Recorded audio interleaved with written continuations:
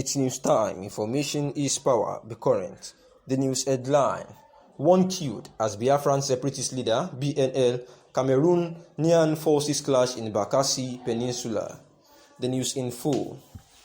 At least one member of the Biafra separatist group, the Biafra Nations League BNL, has been shot dead by the Rapid Intervention Battalion BIR, a Cameroonian army unit in Bakassi Peninsula. In the evening on Wednesday, 9 News Nigeria gathered that Cameroonian soldiers opened fire when militias suspected to be members of the BNL group attempted to seize control of major waterways in a bid to prevent the passage of vessels coming from Nigeria and Cameroon, in line with the orders of the group banning the movement of a foreign vessel.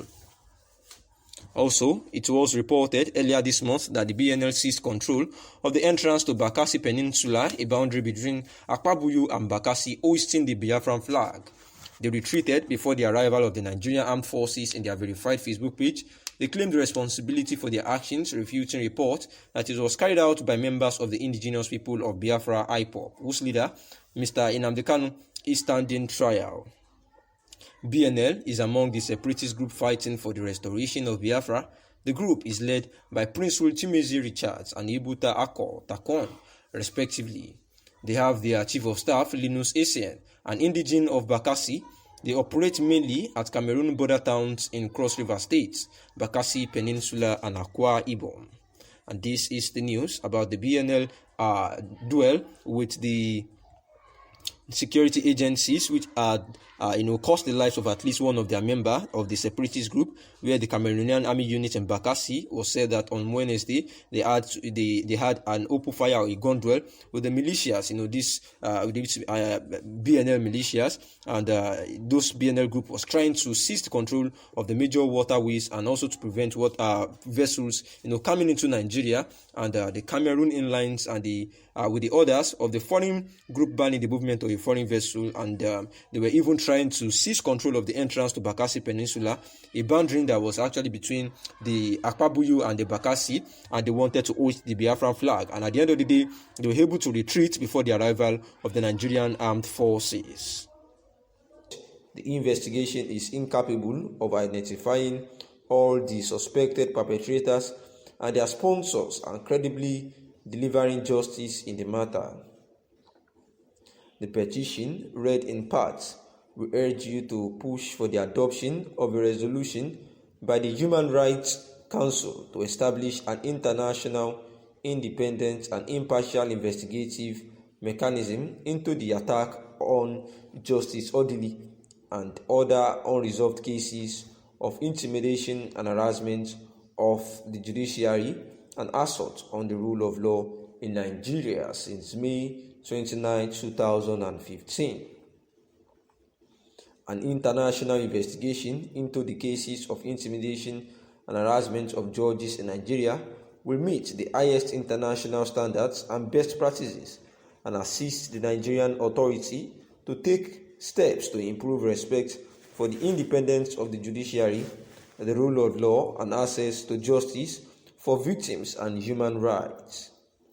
If not urgently addressed, the attacks, intimidation, and harassment of the judiciary will render judges unable to defend the rule of law, to provide accountability for the many gross rights violations in the country, or to protect the rights of the Nigerian people.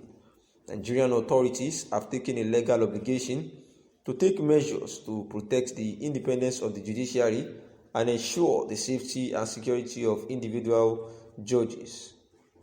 SERAP urges you to visit Nigeria to carry out a mission to investigate cases of intimidation and harassment of judges, assess the independence of the judiciary and the rule of law, and to continue to monitor the situation. The proposed visit would help to support the efforts to bring Nigeria's justice system in line with the international standards and free of political interference.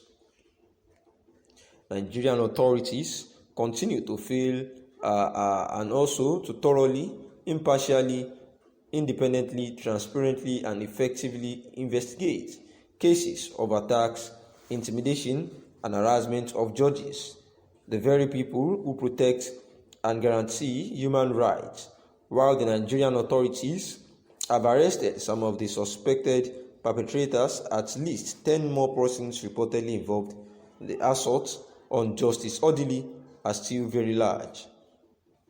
Independence of the judiciary is enshrined in the Nigerian Constitution of 1999 as amended, and under human rights treaties, including the International Covenant on Civil and Political Rights and the African Charter on Human and People's Rights, to which Nigeria is a state party. The attack on Justice Odili is not an isolated incident. There have been several violations of judicial independence and the rule of law in the country. In 2016, for example, Nigerian authorities reportedly invaded in the middle of the night the homes of some judges of the Federal High Court and justice of the Supreme Court. The authorities have so far failed and or refused to identify those suspected to be responsible and to bring them to justice. An independent judiciary is essential to the protection of human rights and respect for the rule of law. The principles of independence are the hallmark of the rationale and legitimacy of the judicial function in every state. Their absence leads to denial of justice and makes the credibility of the judicial process dubious. It is the principle of the separation of powers, together with the rule of law, that opens the way to an administration of justice that provides guarantees of independence and transparency. As expressed in the Bangalore Principles of Judicial Conduct, judicial independence is a prerequisite to the rule of law and a fundamental guarantee of a fair trial. According to our information on Friday, October 29, 2021, some people claiming to be soldiers and policemen invaded the Abuja home of the said Justice Mary Odili, and the perpetrators identified themselves as members of the government joint task force and used a fraudulently obtained search warrant to attempt to gain access into Justice Odili's residence.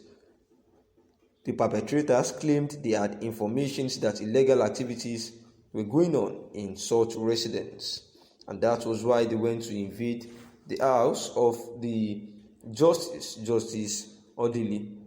And this intimidation and harassment has actually been questioned, and therefore Sarah, who happens to be the special rapporteur on the independence of judges and lawyers over vicious assault of Justice Mary Odili, had actually took their time to say that this is an intentional act by the federal government of Nigeria to deprive the judicial system of their freedoms, and therefore this poses a great risk to the independence and authority of our judicial system, which will put all Nigerians' freedom at risk if care is not taken.